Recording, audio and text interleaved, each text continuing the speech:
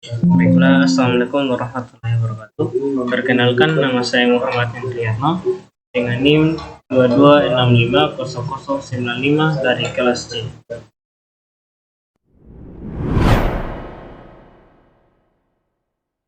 Baiklah, kali ini saya akan membahas tugas yang telah saya kerjakan, yaitu terdiri dari 3 nomor, yaitu yang pertama chatbot, pelayanan pelanggan, yang kedua kendali robot, autonomi, yang ketiga deteksi anomali dalam jaringan komputer.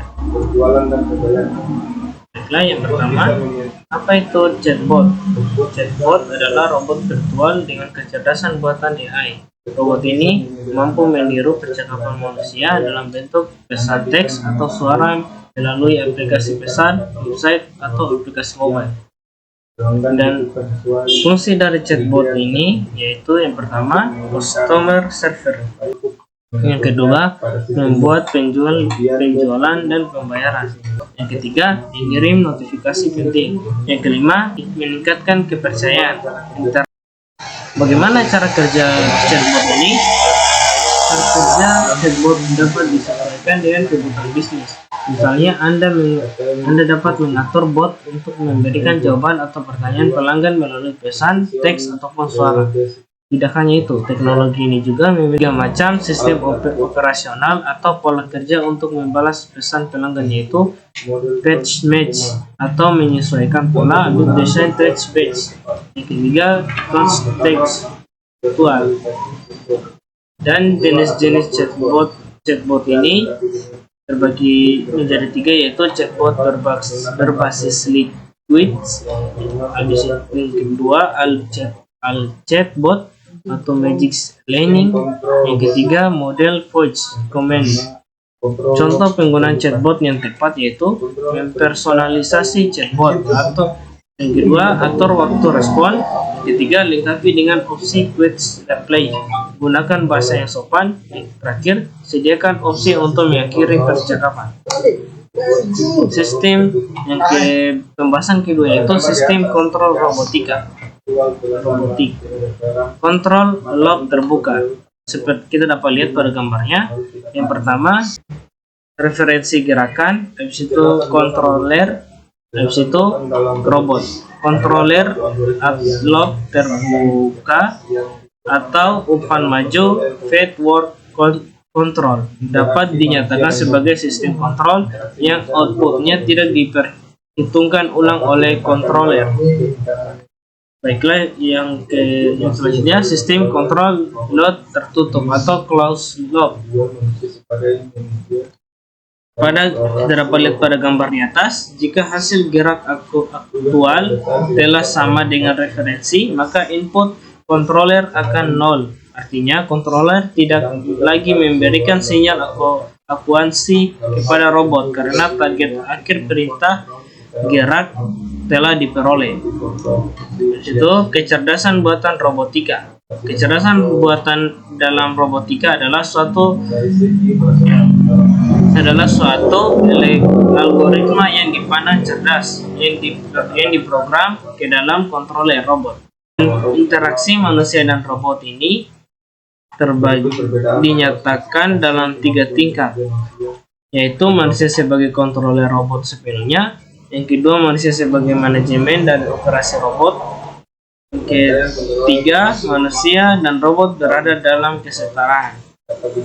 Seperti inilah rangkaian berbasis prosesor atau mikrokontroler dapat digambarkan seperti gambar di bawah ini. Dapat lihat terminal input output controller di atas adalah interpretasi besaran dan sistem interface yang digunakan.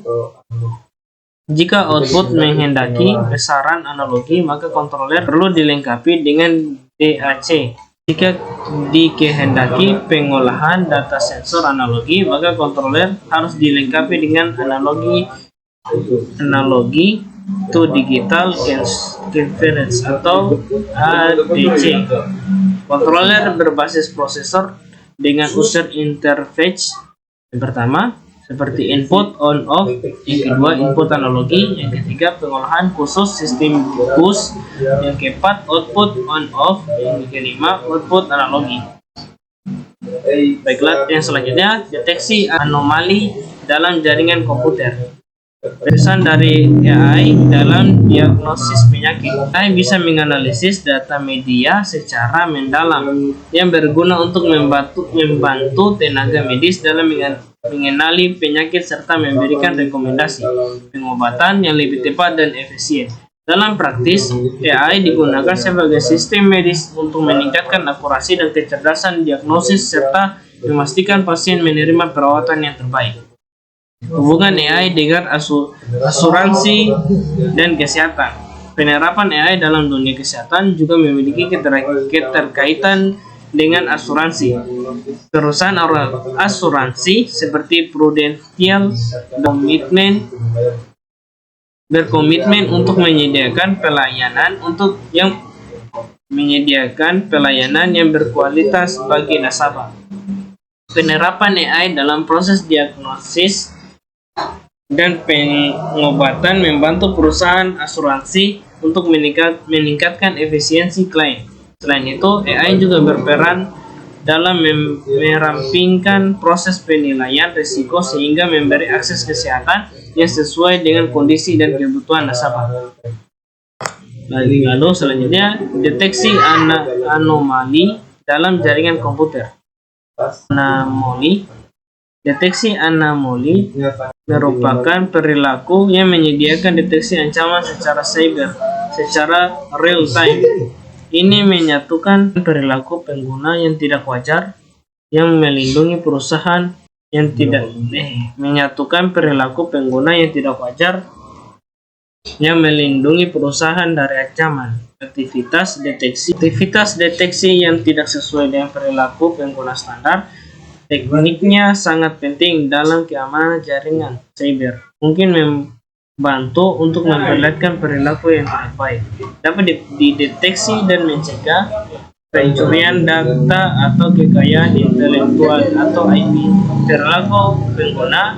Sebuah solusi dapat dengan cepat mengidentifikasi ketika pengguna berperilaku tidak normal dan tidak dapat mengambil tindakan yang tepat untuk membatasi apa yang dapat mereka lakukan atau memperingatkan situasi tersebut untuk mendapatkan perhatian manajer. Ini dapat memprediksi kapan anomali perilaku kemudian besar akan terjadi dan mengidentifikasinya. Sangat mudah bagi penyerang untuk mencuri kredensial, namun sangat sulit untuk bertindak sebagai pengguna yang kredensialnya mereka curi. Contoh-contoh kasus penggunaan deteksi anomali untuk keamanan jaringan cyber. Yang pertama, mendeteksi pola masuknya anomali. Yang kedua, deteksi intrusi jaringan. Yang ketiga, deteksi aktivitas keuangan tidak normal. Yang keempat, deteksi penetrasi tingkat lanjut. Yang kelima, melindungi web bisnis berbasis melindungi. Yang kelima melindungi web berbasis. Yang kelima, melindungi web bisnis berbasis. Manfaat dari deteksi anomali ini. Yang pertama, deteksi anomali berperilaku dapat Manfaat dari deteksi anomali ini terbagi menjadi 5. Yang pertama, deteksi anomali perilaku dapat melakukan deteksi ancaman cyber secara real time. Yang kedua, hilangkan kesalahan operasional dengan mengurangi risiko operasional. Yang ketiga, lacak aktivitas anomali di jaringan. Yang keempat, ini meminimalkan waktu dan tenaga yang terlibat dalam mengidentifikasi dan menyelesaikan ancaman. Yang terakhir, mendeteksi keberadaan peretas dengan cepat dan mengurangi kerusakannya. Sekian dari saya, mungkin itu saja yang saya dapat sampaikan. Billahi taufiq wal hidayah. Wassalamualaikum warahmatullahi wabarakatuh.